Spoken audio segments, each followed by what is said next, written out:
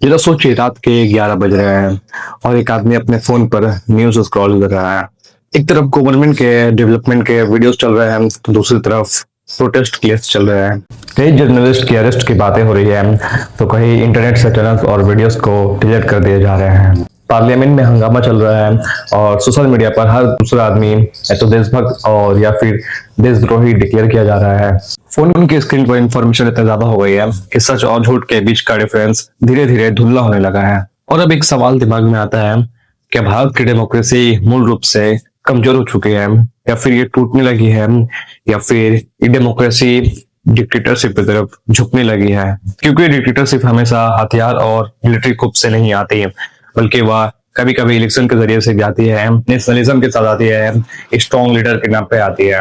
India अभी भी officially एक डेमोक्रेसी वाला देश है, जहां पर इलेक्शन होते हैं, ओपोजिशन एग्जिस्ट करती है, कोर्ट्स काम करते हैं, मीडिया कंप्लीटली बैन नहीं है। लेकिन फिर भी दुनिया भर के डेमोक्रेसी एक्सपर्ट्स, जर्नलिस्ट और पॉलिटिकल एनालिस्ट एक सवाल जरूर पूछ रहे हैं, क्या भारत में वाकई लोकतंत्र का पतन हो रहा है? यानी डेमोक्रेसी का स्ट्रक्चर वही है मगर अंदर के सभी पिलर कमजोर होते जा रहे हैं। आज मैं इस वीडियो में 7 ऐसे चीजों के बारे में बात करूंगा जो वाकई में भारत की डेमोक्रेसी को डिक्टेटरशिप की तरफ कन्वर्ट करती है। तो आखिर इस बातों को समझते हैं कितनी सच्चाई है, तो वीडियो में बने रहिए। चलिए इसे थोड़ी गहराई से समझने की कोशिश करते हैं।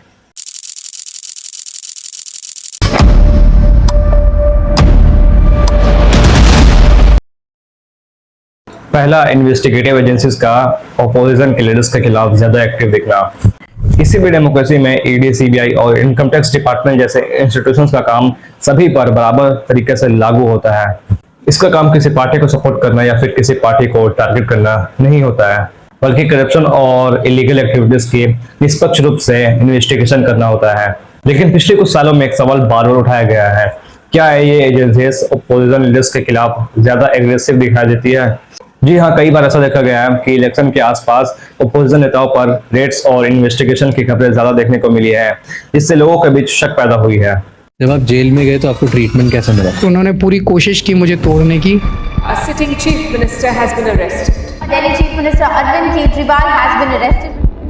I was given almost like a solitary confinement. Solitary confinement dreaded terrorists को दिया जाता है जब आपको बिल्कुल अकेला रखा जाता है। You are allowed to speak only to your security guard or only to the medical staff, no one else. मुझसे पहले जितने भी political prisoners आए थे, उनके जब visitors आते थे तो visitors को उनसे एक कमरे में मिलने दिया जाता था। They could sit across each other and talk to each other. मुझे नहीं मिलने दिया गया। I am a sugar patient, diabetes patient, और मैं इंसुलिन ले रहा हूँ 10 साल से। मेरा इंसुलिन बंद कर दिया 10-15 दिनों तक। So I had to actually go to the court and take orders that I should be administered insulin. Is it allowed? It's not, right? You can't do that. They did it.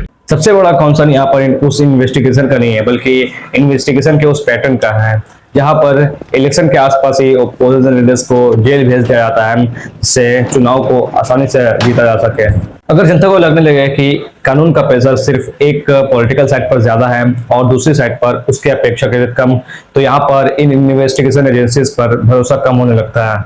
और एक democracy में इन जैसे agencies पर भरोसा टूटना बहुत बड़ा issue होता है, क्योंकि डेमोक्रेसी सिर्फ वोट से नहीं चलती, बल्कि उस विश्वास से चलती है जहां पर कानून सबके लिए बराबर हो। इसलिए जब ऑपोजिशन पार्टी ये आरोप लगाती है कि ये एजेंसीज का इस्तेमाल केवल पॉलिटिकल प्रेशर क्रिएट करने के लिए हो रही है, और ये डिबेट सिर्फ करप्शन तक सीमित नहीं रहती, बल्कि ये डेमोक्रेसी के बेसिक प्रिंसिपल तक पहुंच जाती है। इसलिए क्रिटिक्स इन मुद्दों को सिर्फ रेड्स और इन्वेस्टिगेशन के इश्यूज नहीं मानते हैं, बल्कि उनके लिए असली सवाल ये है, क्या देश के डेमोक्रेटिक इंस्टीट्यूशंस जितने डेमोक्रेटिक दिख रहे हैं, क्या उतने ही होने चाहिए? और अगर ये सवाल बार बार उठने लगे तो ये एक ऐसी चीज है जिसे नजरअंदाज करना बहुत मुश्किल हो जाता है। दूसरा, मीडिया में डर और चाटुकारिता का बढ़ता माहौल। किसी भी डेमोक्रेसी वाले देश में मीडिया का रोल बहुत इंपॉर्टेंट होता है, क्योंकि मीडिया सिर्फ न्यूज दिखाने का काम नहीं करती, बल्कि वह सत्ता में बैठे लोगों से सवाल पूछने का भी काम करती है। जब मीडिया स्ट्रांग होती है तो गवर्नमेंट के डिसीजन को चैलेंज किया जा सकता है, उसकी गलतियों को एक्सपोज किया जा सकता है, जिससे लोगों को ट्रुथ व्यू पॉइंट्स मिल सकते हैं गवर्नमेंट के बारे में। लेकिन रिसेंट ईयर्स में मीडिया को लेकर काफी कंसर्न सामने आई है। कई इंडिपेंडेंट जर्नलिस्ट और मीडिया ऑर्गेनाइजेशन ने ये बात उठाई है कि गवर्नमेंट से खुलकर रिपोर्टिंग करने के बाद उन्हें लीगल नोटिस, इन्वेस्टिगेशंस, रेड्स और फाइनेंशियल प्रेशर का सामना करना पड़ा है। कई लोगों का मानना है कि मेन स्ट्रीम मीडिया का एक हिस्सा जो सरकार से सवाल पूछने के बजाय उसके किसी तरह के विचारधारा या प्रोपेगेंडा का बहुत ही आक्रामक तरीके से लोगों के दिमाग में बैठाने की कोशिश करते हुए नजर आती है। इसीलिए लोग गोदी मीडिया जैसे शब्द का प्रयोग इन्हीं जैसे मीडिया के लिए करते हैं। लेकिन इस शब्द का पॉपुलर होना खुद बताता है कि मीडिया के इंडिपेंडेंस को लेकर लोगों के एक हिस्से में चिंता मौजूद है। क्रिटिक्स का कहना है कि टेलीविजन डिबेट्स में गवर्नमेंट से जवाबदेही से जुड़ा सवाल पूछने के बजाय सेलिब्रिटीज की बातों पर, इमोशनल इश्यूज या फिर यहाँ वहाँ की बातों पर ध्यान भटका कर मेन मुद्दों से हटा दिया जाता है। उनका आरोप है कि कुछ चैनल पावर्स में बैठे लोगों से सवाल पूछने से बचते हैं, जबकि डेमोक्रेसी में मीडिया का सबसे बड़ा काम पावर से सवाल पूछना ही होता है। और सबसे इंटरेस्टिंग बात तो यह है कि मॉडर्न टाइम में मीडिया को कंट्रोल करने के लिए डायरेक्ट प्रतिबंध की जरूरत नहीं पड़ती, बल्कि कई बार माहौल ही ऐसा बना दिया जाता है जहां पर मीडिया खुद तय कर लेती है कि कौन से टॉपिक पर ज्यादा खुलकर बोलना है और किस पर चुप रहना है। आंकड़ों के साथ शुरुआत करते हैं। सबसे पहले प्रधानमंत्री नरेंद्र मोदी की लोकप्रियता का ही सवाल आपके सामने रखते हैं। पीएम के तौर पर देखने वाले लोग कितने हैं 2014 से लेकर 2019 तक? एक फेक न्यूज ये भी थी कि मणिपुर में मैतेई समुदाय की महिलाओं को मारा जा रहा है, लेकिन जब इस घटना की जांच हुई तो पता चला कि इस फेक न्यूज के साथ जिस महिला की तस्वीर शेयर की जा रही है वो तस्वीर असल में मणिपुर की नहीं बल्कि अरुणाचल प्रदेश की एक घटना की तस्वीर है। इसी तरह कुछ लोगों ने एक मां बेटी के शव की तस्वीर वायरल कर दी। इस चीज को सेल्फ सेंसरशिप कहा जाता है और यही डेमोक्रेसी के लिए सबसे डिफिकल्ट सिचुएशन होती है, क्योंकि जब मीडिया खुद ही डर के साथ काम करना शुरू कर दे और मीडिया का एक हिस्सा जो सरकार से सवाल पूछने के बजाय सिर्फ उसकी चापलूसी करे, तो आम नागरिक के पास पहुंचने वाली इंफॉर्मेशन धीरे धीरे लिमिटेड होने लगती है। और जब एक डेमोक्रेसी वाले देश में मीडिया को लेकर इस तरह की बातें हो तो समझ लेना चाहिए कि डेमोक्रेसी को खतरा है, और शायद इन्हें ही फोर्थ पिलर ऑफ डेमोक्रेसी के नाम से जाना जाता है। तीसरा, क्या सोशल मीडिया पर सवाल उठाना कठिन होता जा रहा है?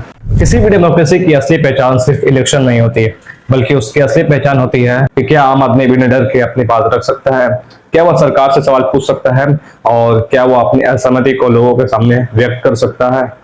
पहले के समय में सिर्फ बड़े न्यूज चैनल्स और न्यूज़पेपर्स के पास आवाज होती थी, लेकिन आज के समय एक आम आदमी भी अपने फोन से वीडियो बनाकर लाखों लोगों तक अपनी बात पहुंचा सकता है। इसी वजह से फ्रीडम ऑफ एक्सप्रेशन को लेकर लोगों के बीच ये डिबेट और इम्पोर्टेंट हो गई है, क्योंकि क्रिटिक्स का कहना है कि गवर्नमेंट के खिलाफ बात करने वाले जर्नलिस्ट, एक्टिविस्ट या स्टूडेंट या फिर कोई कंटेंट क्रिएटर को असंतुलित दबाव का सामना करना पड़ा है। कुछ केसेस में तो कंटेंट को रिमूव कर देना, लीगल नोटिस भेजना और अकाउंट रेस्ट्रिक्शन पर सवाल उठाए गए हैं। यहाँ पर सबसे बड़ा कंसर्न ये नहीं है कि कंटेंट को हटाया गया या नहीं, बल्कि सबसे बड़ा कंसर्न ये है कि क्या लोग अपनी बात कहने से पहले डर महसूस करने लगे हैं। क्योंकि जब किसी सोसाइटी के लोग ये सोचने लगे कि अगर मैंने गवर्नमेंट पर सवाल उठाया तो क्या मुझे भी किसी तरह की प्रॉब्लम हो सकती है, और जब देश में इस तरह की बात होने लगे तो ये डेमोक्रेसी के लिए एक वार्निंग साइन माना जाता है। एक हेल्थी डेमोक्रेसी देश में सरकार और देश को एक ही चीज नहीं माना जाता है, इसलिए सरकार की आलोचना करना देश की आलोचना करना नहीं होता है। लेकिन डेमोक्रेसी का पूरा आइडिया ही इस बात पर आधारित है कि देश के नागरिक अपने लीडर से सवाल पूछ सके और उन्हें जवाब के लिए उत्तरदायी बना सके, लेकिन आज के दिन ये पूरा उल्टा ही है। चौथा, जब अपोजिशन लीडर्स की आवाज कमजोर पड़ने लगे।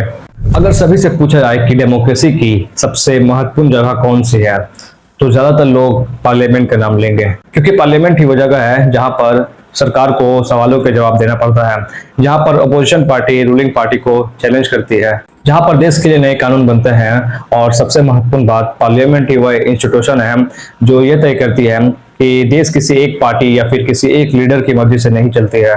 लेकिन रिसेंट ईयर्स में पार्लियामेंट को लेकर एक चिंता बार बार उठाई गई है। चिंता की बात यह है कि क्या पार्लियामेंट अब धीरे धीरे बहस और जवाबदेही की जगह सिर्फ मेजोरिटी में बदलती जा रही है। डेमोक्रेसी में मेजोरिटी होना जरूरी है, लेकिन सिर्फ डेमोक्रेसी मेजोरिटी का नाम नहीं है, बल्कि डेमोक्रेसी का मतलब ये भी होता है कि माइनॉरिटी की आवाज सुनी जाए, ओपोजिशन को भी बोलने का मौका मिले और बड़े डिसीजन पर खुलकर डिबेट हो। लेकिन जब ओपोजिशन पार्टीज बार बार ये आरोप लगाती है कि बड़े मुद्दों पर उन्हें खुलकर डिबेट करने का मौका नहीं मिलता है, रूलिंग पार्टीज अपने पावर के मुताबिक किसी भी तरह के नियम को पास करवा लेती है। सोचिए अगर कल को एक बड़ा डिसीजन लिया जाए और उस डिसीजन पर बातचीत हो ही ना, ओपोजिशन को खुलकर बात करने का मौका ही ना मिले, तो क्या फायदा ऐसे डेमोक्रेसी का। और यहाँ पर एक बात समझना जरूरी है कि डेमोक्रेसी के लिए खतरा तब नहीं होता जब गवर्नमेंट स्ट्रांग हो, बल्कि खतरा तब होता है कि जब ओपोजिशन के लीडर्स कमजोर पड़ने लगे। एक मजबूत डेमोक्रेसी वाले देश में स्ट्रॉन्ग गवर्नमेंट भी होती है, स्ट्रॉन्ग ओपोजिशन भी, स्ट्रॉन्ग गवर्नमेंट भी होती है, स्ट्रॉन्ग पार्लियामेंट भी। लेकिन अगर धीरे धीरे सारी पॉलिटिकल पावर एक ही डायरेक्शन में बहती हुई दिखे और उस पावर को चैलेंज करने वाले कमजोर पड़ने लगे तो यह डेमोक्रेसी के लिए बहुत बड़ा खतरा है। पांचवा, स्ट्रॉन्ग लीडरशिप, मतलब देश और सरकार की पहचान सिर्फ एक चेहरा। डेमोक्रेसी की सबसे बड़ी ताकत होती है कि उसका भविष्य किसी एक इंसान, किसी एक नेता या किसी एक चेहरे पर निर्भर नहीं करता, बल्कि उसके लिए उसके इंस्टीट्यूशंस, उसके संविधान, उसके नागरिकों पर टिका होता है। देश में सरकार बदल सकती है, पार्टीज बदल सकते हैं, यहाँ तक नेता भी बदल सकता है, लेकिन इंस्टीट्यूशंस वही बने रहते हैं। इसलिए एक हेल्थी डेमोक्रेसी वाले देश में फोकस सिर्फ इंस्टीट्यूशंस पर होता है, किसी के पर्सनैलिटीज पे नहीं। लेकिन रिसेंट ईयर्स में इंडियन पॉलिटिक्स को लेकर एक कंसर्न ये भी उठाया गया है कि क्या देश की पॉलिटिक्स धीरे धीरे इन इंस्टीट्यूशन से हटकर एक व्यक्ति के अराउंड घूमने लगी है। आज अगर नेशनल पॉलिटिक्स को देखा जाए तो कई बार पूरी पॉलिटिकल डिस्कशन एक ही सेंट्रल फेस के आसपास नजर आती है। इलेक्शन कंपेरिजन हो, गवर्नमेंट अचीवमेंट हो, पॉलिसी अनाउंसमेंट हो या फिर पॉलिटिकल कम्युनिकेशन हो, हर जगह एक स्ट्रॉन्ग लीडर की इमेज विशिष्टता से दिखाई जाती है। यहाँ पर प्रॉब्लम स्ट्रॉन्ग लीडरशिप की वजह से नहीं है। किसी भी देश में स्ट्रॉन्ग लीडरशिप की जरूरत हो सकती है, लेकिन प्रॉब्लम तब शुरू होती है जब इंस्टीट्यूशन से ज्यादा इंपॉर्टेंट एक व्यक्ति के चरित्र में दिखने लगे, जब मिनिस्टर से ज्यादा केवल एक ही चेहरा पूरे गवर्नमेंट का सिंबल बन जाए, और जब पॉलिटिकल डिबेट पॉलिसी से हटकर किसी के पर्सनैलिटीज के अराउंड शिफ्ट हो जाए। और अगर सारी पॉलिटिकल पावर का साइन धीरे धीरे एक ही व्यक्ति के आसपास नजर आए तो देश के इंस्टीट्यूशंस का रोल नेचुरली धीरे धीरे कम होता हुआ महसूस हो सकता है। छठा, प्रोटेस्ट करना अधिकार या फिर रिस्क। किसी भी डेमोक्रेसी की असली परीक्षा इलेक्शन के दिन नहीं होती, जबकि असली परीक्षा तब होती है जब लोग सरकार से सहमत नहीं होते हैं, क्योंकि डेमोक्रेसी का असली मतलब ये है कि लोगों को सरकार के विरुद्ध अपनी नाराजगी दिखाने का भी अधिकार हो। मान लीजिए अगर लोग सरकार के पॉलिसी से खुश नहीं है, अगर स्टूडेंट किसी डिसीजन का विरोध करना चाहते हैं और किसान सरकार से अपनी मांगे रखना चाहता है, तो उन्हें पीसफुल तरीके से अपनी बात रखने की आजादी होनी चाहिए। लेकिन रिसेंट ईयर्स में कई बड़े प्रोटेस्ट को लेकर एक बात बार बार सामने आई है कि क्या इन मतभेद को लोकतांत्रिक गतिविधियों की तरह देखा जा रहा है या उन प्रोटेस्टर्स को सुरक्षा चुनौती की तरह। जब भी लोगों के द्वारा कोई बड़ा प्रोटेस्ट हुआ है तो उन्हें सख्ती से ट्रीट किया गया, उन पर प्रतिबंध लगाए गए, नाकाबंदी की गई और यहाँ तक उन पर कड़े एक्शन भी लिए गए। वहीं पर सपोर्टर्स से लॉ एंड ऑर्डर का मेंटेन करने की बात करते हैं, लेकिन वहीं पर क्रिटिक्स का कहना था कि डेमोक्रेसी में प्रोटेस्ट को दुश्मन के गतिविधियों जैसा ट्रीट नहीं किया जाना चाहिए। चलिए मैं आपसे एक सवाल करता हूँ, क्या अब तक जितने भी गवर्नमेंट आए हैं क्या उनके द्वारा लिए गए सभी डिसीजन सही ही साबित हुए हैं? नहीं, ऐसा कभी नहीं हुआ। सरकार से गलती हो सकती है, मगर पीपल ऑफ मेजोरिटी जो कि सरकार के सभी नियमों को लेकर चलती है उनसे कभी गलती नहीं हो सकती, क्योंकि सरकार के द्वारा लिए गए डिसीजन उन्हीं लोगों पर लागू होते हैं जो कि उनके पर्सनल लाइफ को इफेक्ट करते हैं, जिससे उन्हें अच्छे से मालूम हो जाता है कि क्या सही डिसीजन है और क्या गलत। और उन नेताओं को अपने द्वारा लागू किए गए डिसीजन का इफेक्ट पता ही नहीं चलता, क्योंकि वो डिसीजन उनकी लाइफ में किसी तरह का कोई इंटरफेयर नहीं करते। एक डेमोक्रेसी वाले देश में गवर्नमेंट और सिटीजन्स के बीच डिसएग्रीमेंट होना नॉर्मल सी बात है, लेकिन अगर डिसएग्रीमेंट को सिर्फ डिस्टर्बेंस या थ्रेट के रूप में देखा जाने लगे तो डेमोक्रेसी के लिए बहुत बड़ा खतरा है। सातवां और आखिरी, नेशनलिज्म और एंटी नेशनल। हमें अपने देश पर गर्व करना नॉर्मल सी बात है, अपने कल्चर, हिस्ट्री, अचीवमेंट पर गर्व करना नॉर्मल सी बात है, लेकिन लोगों के बीच आलोचनाएं तब शुरू होती है जब देश के प्रति प्यार और सरकार के प्रति सपोर्ट को एक ही तरह से देखा जाता है। मैंने पहले भी बताया कि डेमोक्रेसी में देश और सरकार दोनों अलग चीज है। सरकार टेम्पोररी होती है लेकिन देश परमानेंट होता है। आज एक पार्टी पावर में है तो कल कोई दूसरी आ सकती है, लेकिन देश वहीं रहेगा। रिसेंट ईयर्स में कई जर्नलिस्ट, स्टूडेंट या ओपोजिशन के लीडर्स ने यह महसूस किया है कि गवर्नमेंट की पॉलिसी को क्रिटिसाइज करो तो देश के क्रिटिसिज्म के साथ जोड़ दिया जाता है। सोशल मीडिया पर भी इस तरह के वीडियोस काफी दिखाई देते हैं। अगर कोई गवर्नमेंट की पॉलिसी को अच्छा कहे तो इन नेताओं के द्वारा उसे देशभक्ति का दर्जा दिला दिया जाता है, और अगर कोई इंसान उनके पॉलिसी को बुरा कहे तो उन्हें देशद्रोही का दर्जा दिला दिया जाता है। मैं उन नेताओं से पूछना चाहूंगा कि आप कौन होते हैं तय करने वाले कि कौन देशभक्त है और कौन देशद्रोही। कुल मिलाकर बात अब यहाँ तक पहुंच चुकी है कि चर्चा किसी आने वाले डिक्टेटरशिप का नहीं है, बल्कि धीरे धीरे उस होने वाले बदलाव का है जहां डेमोक्रेसी का ढांचा तो वही रहता है लेकिन पावर सिर्फ एक ही तरफ झुकने लगता है। और जब इंस्टीट्यूशंस कमजोर पड़ने लगे और अकाउंटेबिलिटी पर सवाल बढ़ने लगे तो ये सिर्फ अलग अलग घटनाएं नहीं बल्कि एक वार्निंग साइन हो सकती है कि क्या भारत वाकई में डेमोक्रेसी से डिक्टेटरशिप की तरफ झुकने लगा है। तो उम्मीद करता हूँ कि वीडियो थोड़ा इंफॉर्मेटिव लगा होगा। तब तक हंसते रहिए, मुस्कुराते रहिए और अपनी आवाज को उठाए रखिए। तब तक बहुत बहुत शुक्रिया।